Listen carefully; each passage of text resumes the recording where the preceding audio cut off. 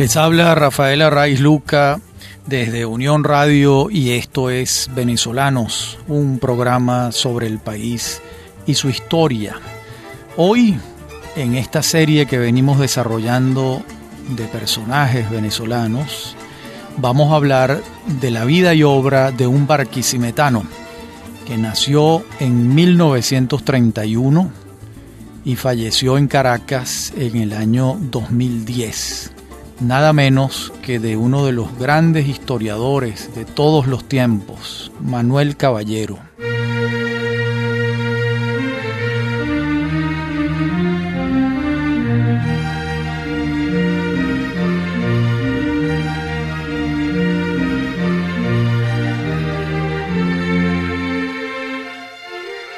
¿Qué podemos decir de Caballero para comenzar?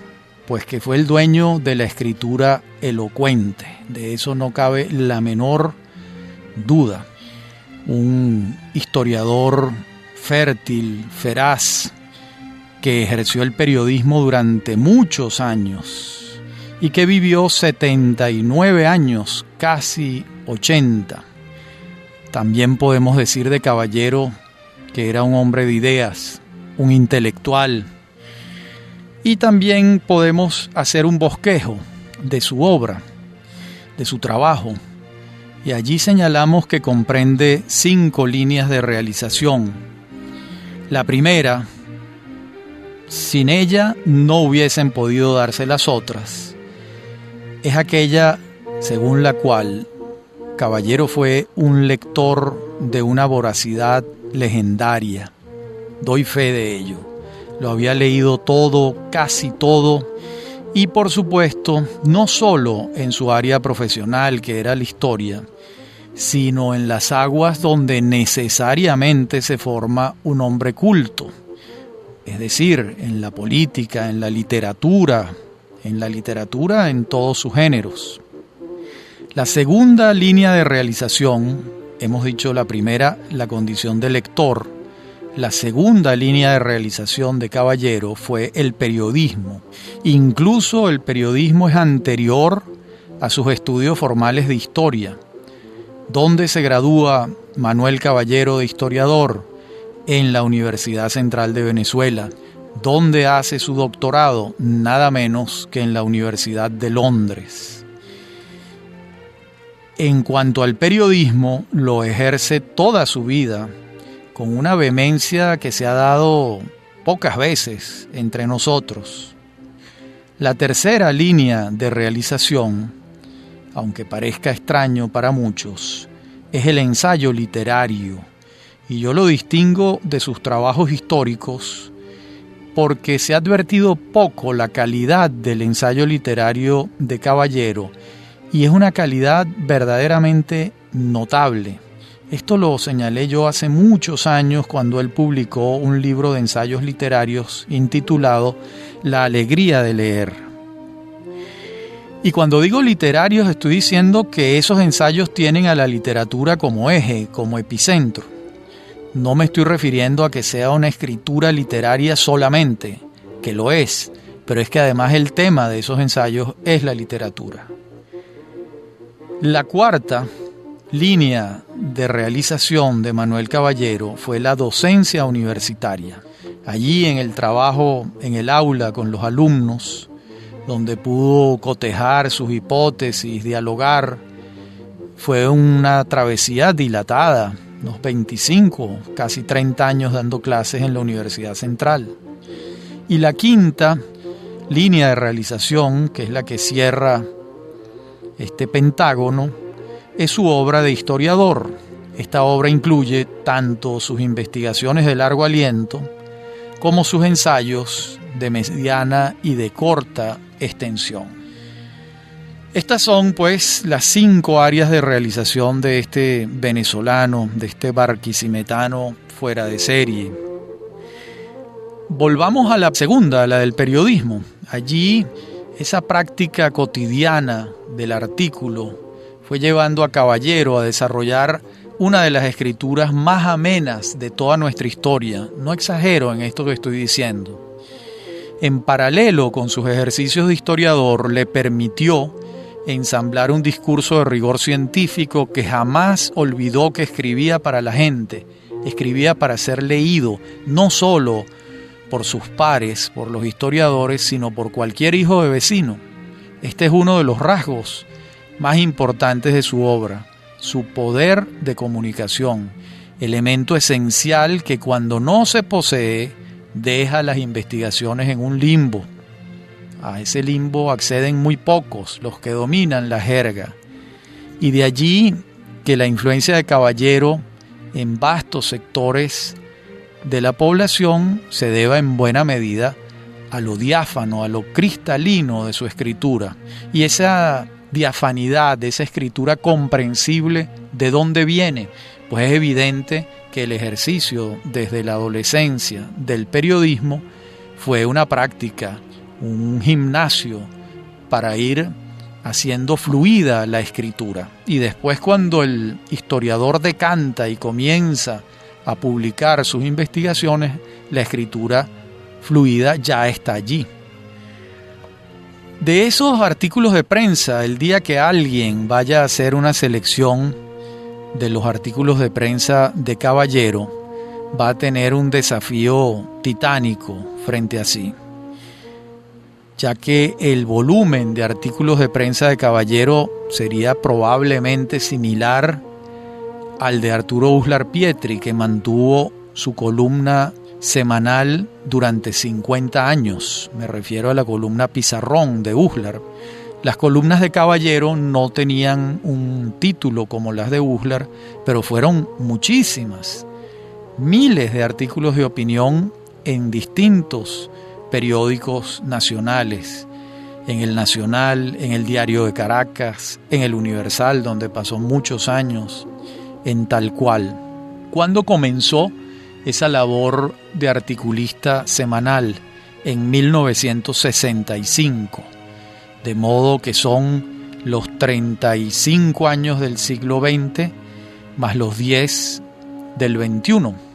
Unos 45 años de articulismo febril, semanal, a veces más de un artículo a la semana.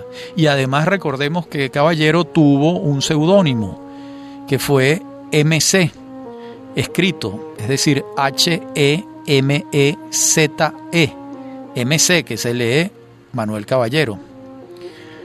Ahora volvamos al tema del ensayo literario, que yo creo que exige una explicación. Hemos de aclarar que Caballero no pretendió jamás inmiscuirse en los territorios, en los cotos de la crítica literaria, pero tampoco se abstuvo de comentar libros y obras completas de autores de la literatura con resonancias políticas, históricas o simplemente personales. ¿Por qué Caballero iba a abstenerse de comentar los libros que tocaban su puerta? Pues de ninguna manera. Y no deja de ser sorprendente que sus primeros libros estuvieron más cerca del ensayo literario que de la investigación histórica. Lo que quiere decir que de su obra de alrededor de 30 títulos, pues los primeros se cuecen en el fuego del ensayo literario. Ya después volvió alguna vez al ensayo literario, pero el epicentro fue el tema histórico. Hay otro detalle aquí interesante, y es que Caballero comienza a publicar libros, si se quiere, tarde. Comienza a publicar libros cuando está ya muy cerca de los 50 años. Y entre sus 50 y sus 79, esos prácticamente 30 años, la publicación de libros por parte de Caballero fue vertiginosa. Estamos hablando de cerca de 30 títulos publicados. Sin embargo, Caballero alardeaba, hacía chistes, su legendario humor acerca de sí mismo, diciendo que él era un tipo perezoso. Por cierto, ahí hay una anécdota maravillosa que yo siempre recuerdo, que me la contó el propio Manuel. Fue una periodista a entrevistarlo en su casa y estaba haciéndole preguntas, y la señora, muy querida por Manuel, que trabajaba allí en el servicio de su casa, cocinaba, limpiaba, estaba oyendo la entrevista. y era una señora intrépida. Y la periodista le preguntó que cómo hacía él para publicar tanto. Y la señora no se contuvo y respondió ella en vez de Manuel. Y la señora dijo: mija, ese señor no hace nada, se pasa la vida escribiendo. Bueno, esta anécdota extraordinaria, pues Manuel, una vez que se jubiló, se pasó la vida escribiendo y pasó 30 años escribiendo. De modo que esa anécdota vale para explicar un poco por qué una producción de ese tamaño. Y escribía no solo con voluntad y oficio, sino con mucha pasión, con mucho gusto por lo que hacía. Y en el terreno de su quinta faceta, que es la de historiador, sobre la que volveremos en la próxima parte del programa, adelantemos en esta que su primer trabajo de envergadura es su tesis doctoral en la Universidad de Londres, que luego fue publicada nada menos que por Cambridge University Press. Ese libro se llama La Internacional Comunista y la Revolución Latinoamericana. La versión en español es del año 1987. Esta circunstancia le llevó a tener a Caballero un honor muy singular, y es que fue el primer venezolano en toda la historia a quien la Cambridge University Press le publicó un libro. Y de eso Manuel, que no escondía sus orgullos, hacía alarde con muchísima frecuencia y con mucha razón y con mucha legitimidad, y además con el gracejo muy particular que él tenía. En la próxima parte del programa continuaremos ahora sí con la obra histórica de Manuel Caballero.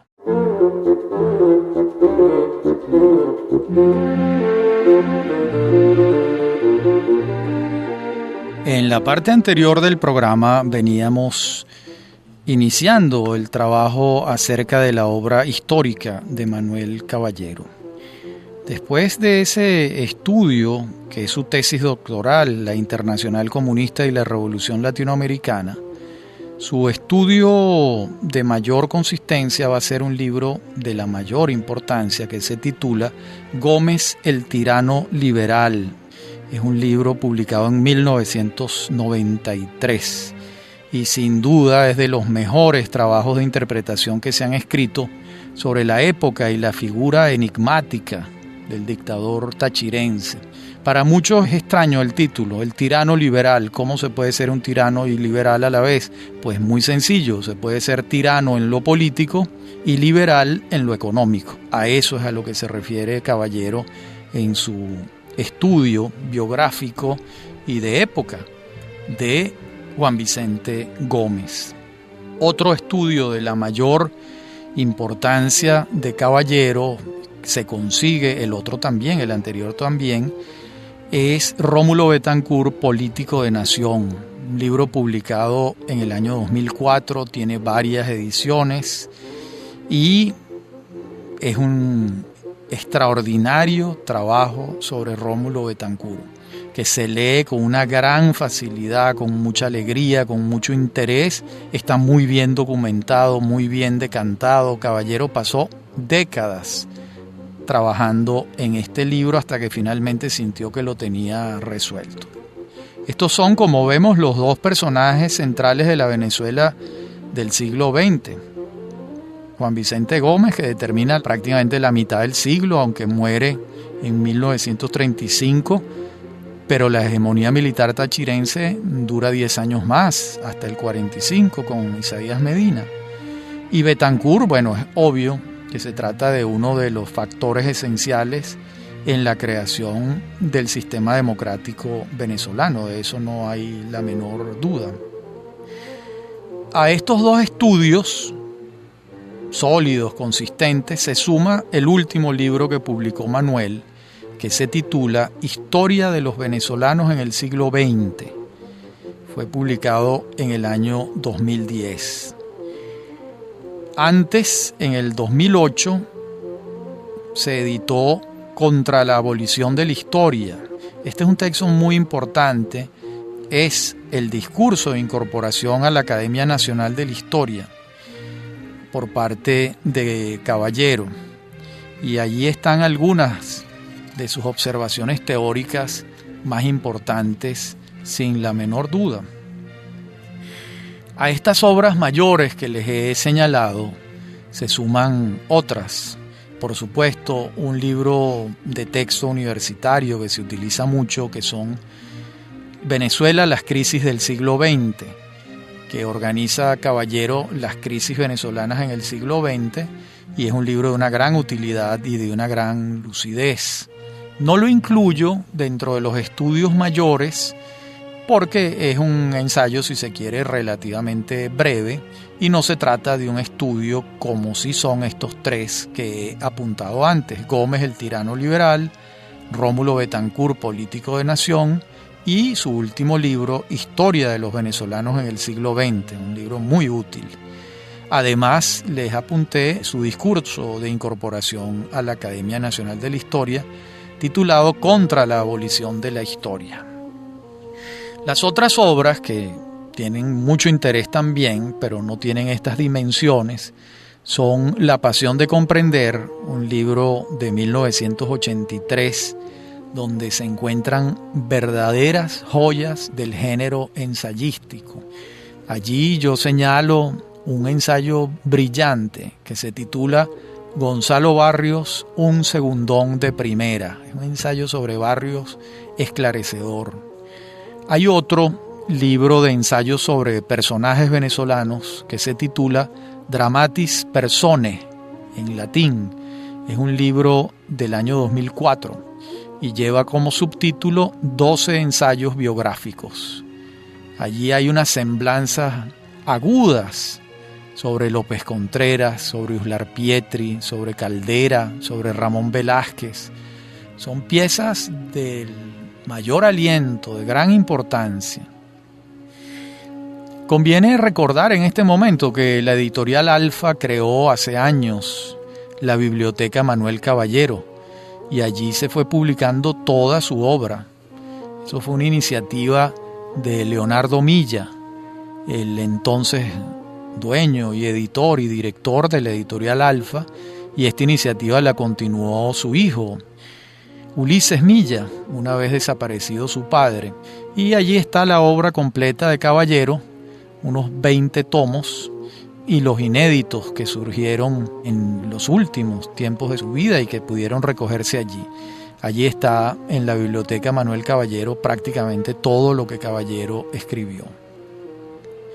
De modo que este es el mapa inicial, este es el mapa de la creación histórica de Caballero, y es evidente que tenemos a un historiador signado por la fertilidad, y es evidente que nos dejó una obra de radical importancia e indispensable, sobre todo para comprender el siglo XX venezolano. Esto hay que aclararlo, porque este fue el periodo en el que él concentró su trabajo. Hay un libro que se titula ¿Por qué no soy bolivariano? Y trabaja la figura del libertador, un libro muy interesante. Pero digamos que fue un caso relativamente excepcional, porque el grueso de su investigación histórica se circunscribe al siglo XX venezolano.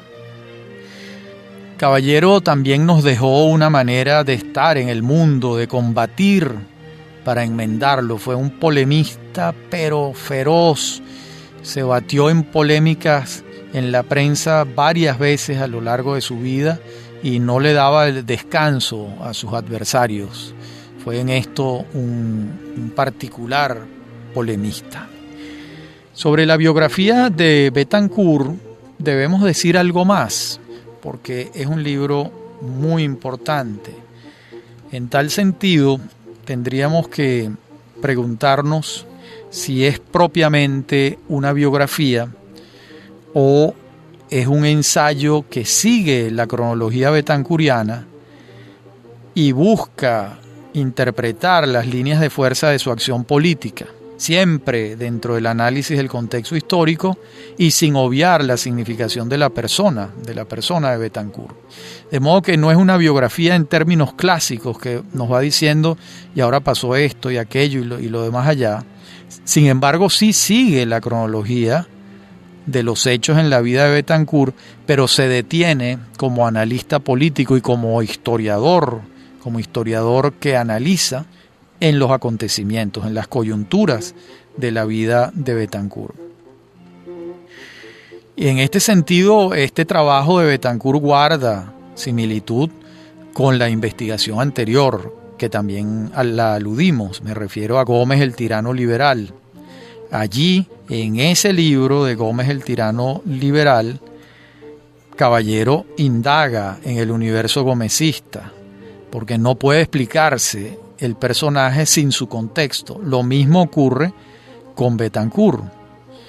No estoy diciendo que Caballero desatienda los datos biográficos de los personajes estudiados. Lo que estoy diciendo es que no se propone a seguir los pasos de sus sujetos de estudio como quien reconstruye solo los hechos biográficos, sino lo mueve más el interés por comprender lo que estos hombres significaron en la Venezuela de su tiempo y cómo estos hombres modificaron el paisaje y las entrañas nacionales con su acción.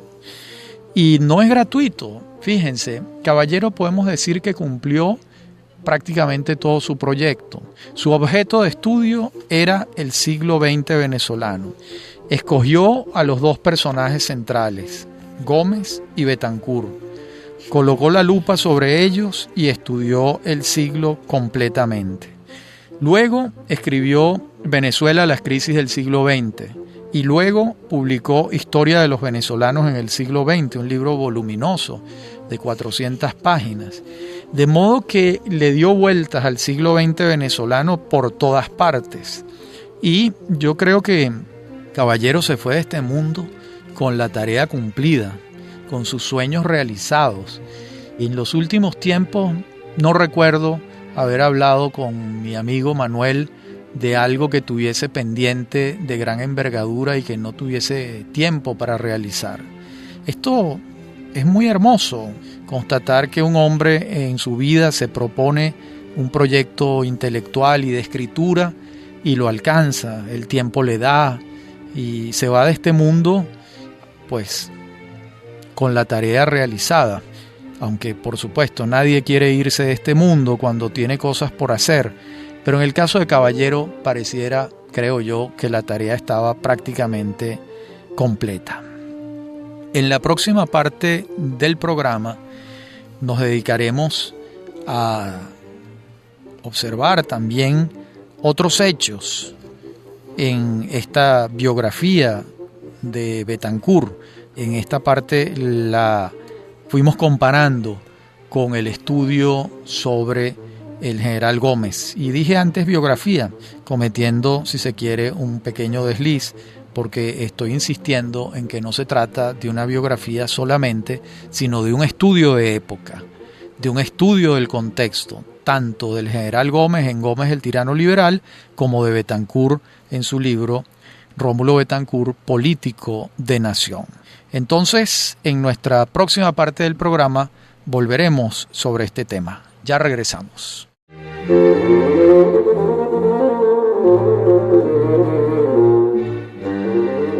Hablábamos en la parte anterior del programa sobre Rómulo Betancourt, político de nación. Y debo decir que yo, como lector apasionado de la obra de Caballero, es un libro que me satisface, pero me deja algunos vacíos también. Creo que Caballero se esmeró mucho en unos aspectos y olvidó otros. En el prólogo, en la introducción de su libro, el propio Caballero dice: la presente es menos una biografía personal que política. Y luego dice también: la historia no es solo producto de fuerzas ciegas donde nada o muy poco cuenta la voluntad humana, sino de hombres muy concretos de carne y hueso. Y digo yo entonces que, en otras palabras, una biografía política que no olvida que el hombre que se biografía es radical y exclusivamente un político las 24 horas del día. ¿Qué echo de menos? Quizás echo de menos mayor análisis del primer gobierno de Betancourt y del segundo. Quizás Caballero no le hincó el diente a fondo a los dos gobiernos de Betancur porque pensó que eso ya se había hecho mucho. Y es cierto, pero yo como lector de Caballero hubiera querido saber más acerca de sus valoraciones sobre el primer gobierno de Betancur y el segundo. Ambos importantísimos. En el primer gobierno no fueron pocas las decisiones que tomó Betancur que influyeron muchísimo en Venezuela durante muchos años, como puede ser la configuración de la industrialización sustitutiva de importaciones a partir de la creación de la Corporación Venezolana de Fomento. También el diseño de la política petrolera con Juan Pablo Pérez Alfonso se hizo ahí y se mantuvo en el segundo gobierno. También fue importante todo el proceso de creación del movimiento sindical venezolano desde el gobierno de Betancur a través del ministro del Trabajo, que era Raúl Leoni. Y también fue muy importante la democratización de la educación en Venezuela. Son hechos de mucho peso que Caballero menciona, pero uno hubiera esperado un mayor énfasis en el análisis de estos temas, así como en el segundo gobierno uno hubiera esperado un poco más de lo que significó la OPEP, que es el único organismo internacional propuesto y creado por Venezuela junto con Arabia Saudita, en el que Venezuela ha sido un factor fundamental y de orden mundial. Entonces es algo demasiado importante como para no dedicarle más tiempo. Es mi humilde crítica al trabajo de Caballero sobre Rómulo Betancur, pero más allá de eso, pues es un libro muy bien escrito, muy sabroso de leer, es una investigación documentada, con pertinencia, con observaciones agudísimas, de modo que son reparos de un lector y de un lector cautivo de Manuel Caballero, porque me he pasado la vida leyéndolo desde que yo era un muchacho y él comenzó a escribir en la prensa y luego a publicar libros a partir de sus 50 años. Precisamente con motivo de uno de esos libros que él publicó, yo trabajaba entonces como redactor en la revista Imagen. Estamos hablando de el año 1986-87 y le hice una entrevista. La titulé Un escribidor entre dos aguas. Él me dijo allí tal cantidad de observaciones de importancia, de radical importancia, que yo voy a leerles algunas porque las juzgo fundamentales. Por ejemplo, en un momento dado le pregunto cuáles títulos incluiría en una biblioteca personal para la comprensión de Venezuela, y él me respondió: toda escogencia es un reto y toda antología es una mutilación. Con esto no digo nada original, pero sí algo cierto. En todo caso, no puede reflexionarse sobre Venezuela sin referirse a algunos autores, pero debo aclarar que yo, Manuel Caballero, no puedo responder a esta pregunta sino desde un punto de vista estrictamente personal. Y entonces comienza a decir cuáles son esos autores y esos libros. Dice: la historia constitucional de Gil Fortul es fundamental. Esta historia reúne el rigor científico y la buena prosa, dos ingredientes difíciles de conseguir. Luego, creo que los libros de Vallenilla Lanz, en particular El cesarismo democrático, tienen las mismas buenas características de Gil Fortul. Aunque alejado de mí en cuanto a concepción de la historia, pienso que El regente Heredia, de Mario Briceño Iragorri, es un libro también fundamental. Es posible que don Mario sea menos denso que los anteriores en cuanto a su posición historiográfica, pero sí es superior literariamente. Incluyo, por supuesto, a Mariano Picón Salas con toda su obra y básicamente con su título Comprensión de Venezuela.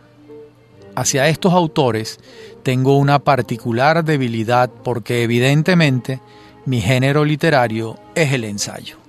Bueno, aquí está. Gil Fortul, Vallenilla Lanz, Briceño Iragorri y Picón Salas. Yo entonces le pregunto por algunos otros ensayistas y él, hurgando en su memoria, refiere a uno de la mayor importancia. Él continúa diciendo: la lista continúa con Francisco Rivera, que es una de las primeras plumas de este país. Su ensayo sobre Malcolm Lowry es magistral, y aunque en menor grado el de Pessoa. Lo que logró con Lowry no lo logra enteramente con Pessoa. Este se le impuso. Yo coincido plenamente con Caballero en esto. Uno de los grandes ensayistas que nosotros hemos tenido es Francisco Rivera, que ha publicado poco en relación con el tamaño de su talento. Y ese ensayo sobre Malcolm Lowry es verdaderamente, como dice Manuel, algo magistral. Lo mismo su trabajo sobre Pessoa. Yo no lo coloco en un escalón inferior, sino equiparable al de Malcolm Lowry. Luego, en esa entrevista le pregunto sobre qué piensa de la Venezuela de entonces, y es muy interesante lo que él responde. Me dice: a medida que pasan los años, se combinan en mí dos actitudes, el optimismo y el escepticismo. Esta combinación se da también en mi escritura desde hace unos años. No se puede decir que Venezuela no haya avanzado nada, que esté en el suelo, porque eso no es así. Si comparas al país que era con el país que es, el cambio es impresionante, y no creo, como se cree comúnmente, que todo se lo llevamos al petróleo. Les recuerdo, estamos hablando en 1986. Tan solo ver cómo hemos soportado la crisis actual es indicativo de una actitud bastante positiva. Él se está refiriendo entonces a la crisis del Viernes Negro, la de 1983, la crisis de 1984 y el tamaño y el pago de la deuda externa, la crisis que enfrentó Jaime Lucinchi con la caída de los precios del petróleo hasta niveles inimaginablemente bajos. De modo que él se está refiriendo a esos años. Y sigue diciendo: por otra parte, desconfío de cierto discurso político, por lo general grandilocuente, que, entre otras razones, ha hecho que el pueblo venezolano se desprecie profundamente. Esto está demostrado con encuestas y trabajos de investigación.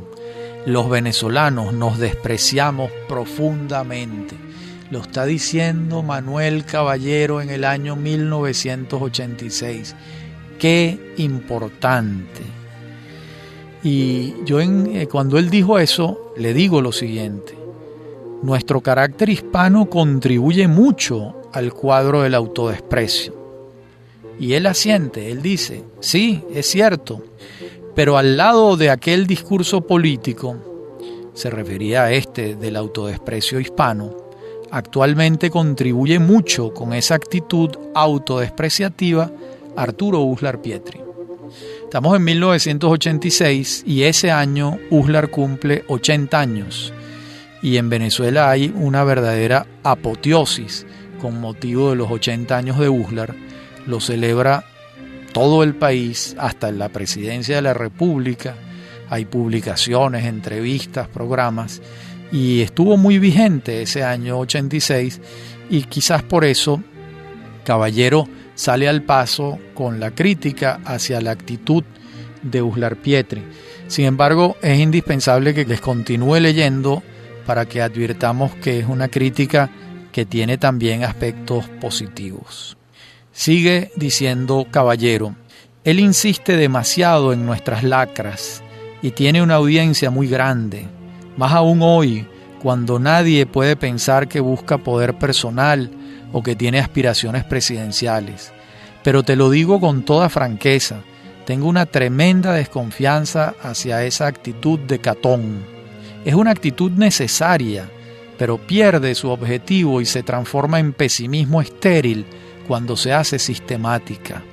Con estas afirmaciones no persigo destacarme por el escándalo al enfrentarme a la actitud de un hombre que todo el mundo acata. Pero como ya yo no soy un jovenzuelo, espero que se entienda que no apelo a esto para lograr notoriedad. Además, esta opinión sobre Uslar no invalida para nada la estima intelectual que tengo por él, y que conste que esto no es un saludo a la bandera. Hay un Uslar que admiro y otro que no me dice nada. El Uslar de la televisión, de pizarrón, a ese es el que no le dice nada. En cambio, admiro el Uslar de los cuentos y el de las lanzas coloradas. Entonces yo le apunto, y el Uslar de las crónicas de viajes. Y él dice, sí, es cierto, es muy grato. Uslar es más grande cuanto más se despoja de su propio bronce. Y yo le digo, bueno, pero Uslar no está solo en lo del pesimismo. También tuvo esa actitud Juan Pablo Pérez Alfonso. Y hoy en día Lizcano también es muy escéptico. Estamos en 1986. Y es entonces cuando él afirma, el pesimismo de Uslar es fundamental, esencial. Y el de Pérez Alfonso fue, digamos, casuístico, coyuntural. Y en todo caso, la audiencia de Pérez Alfonso fue mucho menor que la de Uslar. El otro que citas, Lizcano, es distinto. En Lizcano hay una contradicción entre su pesimismo y su actitud vital, que es de un incontenible optimismo. En la próxima parte del programa continuaremos glosando esta entrevista que sostuve con Manuel Caballero en 1986 y que es de una electrizante actualidad por lo dicho por Manuel Caballero. Ya regresamos.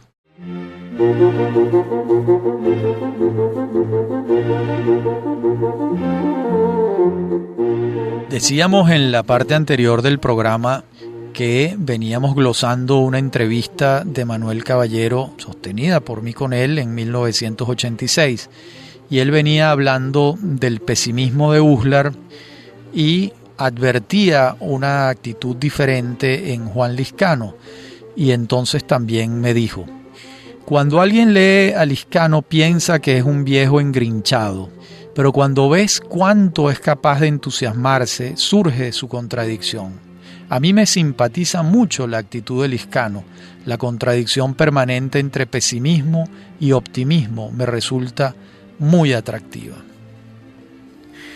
Entonces, en ese momento de la entrevista, yo sentí la necesidad también de colocar un tema que se desprendía de este.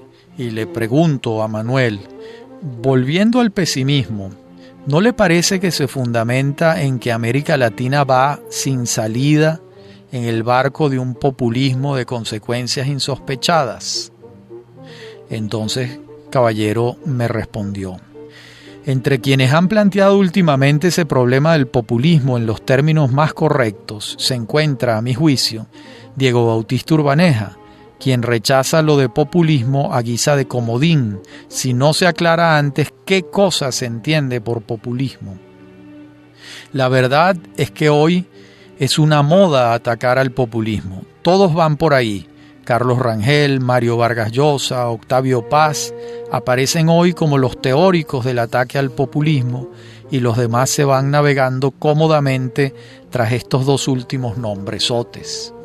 En lo que me concierne, como escribidor, me he opuesto durante años al movimiento político que en América Latina y particularmente en Venezuela se conoce como populismo. Pero por moda no lo haré. De tanto hablar de eso, hoy no se sabe qué diablos quiere decir populismo. En principio, la voz proviene de pueblo, y hoy por hoy, lo que en el fondo sostienen los teóricos del antipopulismo es que ha llegado el momento en que la chusma, el pueblo, dejen de opinar, dejen de meterse en política.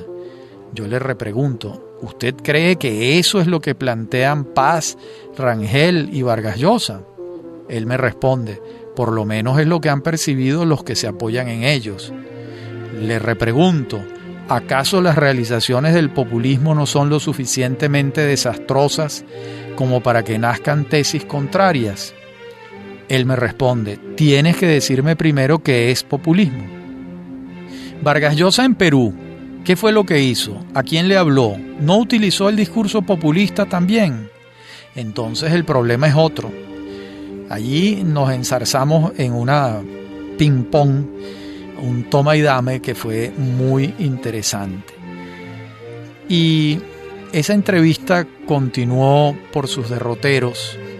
Yo le pregunté también sobre cómo era ser escritor en Venezuela, si la escritura podía asumirse profesionalmente. También les pregunté por su tarea como profesor universitario y allí brilló su honestidad. Yo le digo a mi amigo Manuel, sus alumnos dicen que es un buen profesor.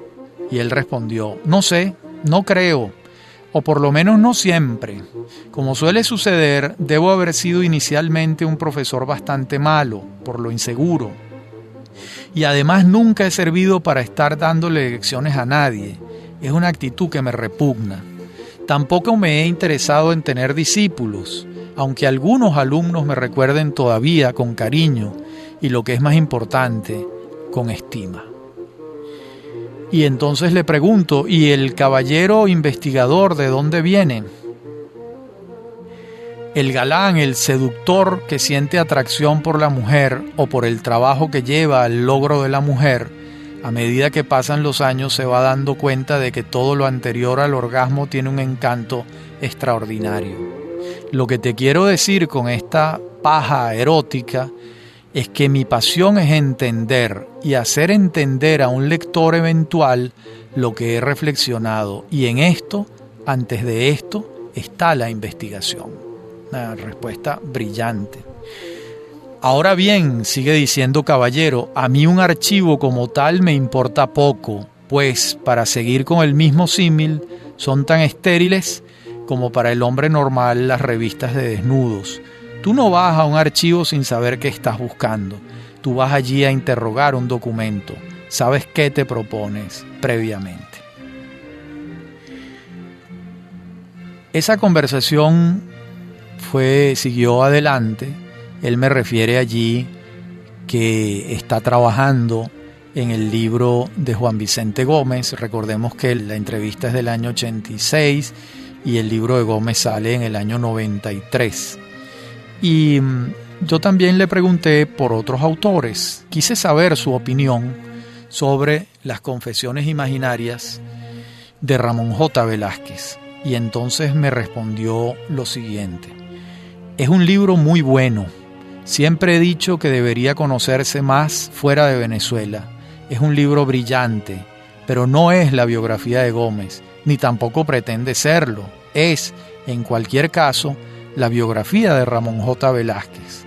Ese es Ramón Velázquez, y por eso es un libro excelente. Pero yo me imagino escribiendo una cosa muy distinta. Para comenzar, ni soy andino ni viví el gomecismo. Él me está respondiendo esto porque cuando él me dice que está trabajando a Gómez, yo le pregunto por las confesiones imaginarias de Ramón J. Velázquez. Hasta aquí la glosa que hacemos de esta entrevista de aquellos ya remotos años de 1986. Y para mí ha sido un gusto muy particular dedicarle un programa a ese extraordinario escritor, dueño de la escritura más elocuente, más hermosa, más inteligente, más sagaz, como fue mi entrañable amigo Manuel Caballero, que en materia histórica fue una suerte de guía, de deductor para mí, no porque jamás me diera un consejo, porque no me lo dio nunca, sino porque leí todos sus libros y conversamos muchísimas veces y fuimos amigos que nos frecuentábamos con bastante frecuencia. Esta es entonces la vida y la obra muy resumida de Manuel Caballero Agüero, nacido en Barquisimeto y fallecido en Caracas el año 2010. Y esto es Venezolanos, un programa sobre el país y su historia. Les habla Rafael Arraiz Luca. Me acompañan en la producción Inmaculada Sebastiano y Víctor Hugo Rodríguez, y en la dirección técnica Víctor Hugo Rodríguez y Fernando Camacho. A mí me consiguen en mi correo electrónico rafaelarraiz@hotmail.com, en Twitter @rafaelarraiz. Y para mí, de nuevo, ha sido un gusto hablar en voz alta para ustedes sobre este gran historiador venezolano Manuel Caballero. Hasta nuestro próximo encuentro.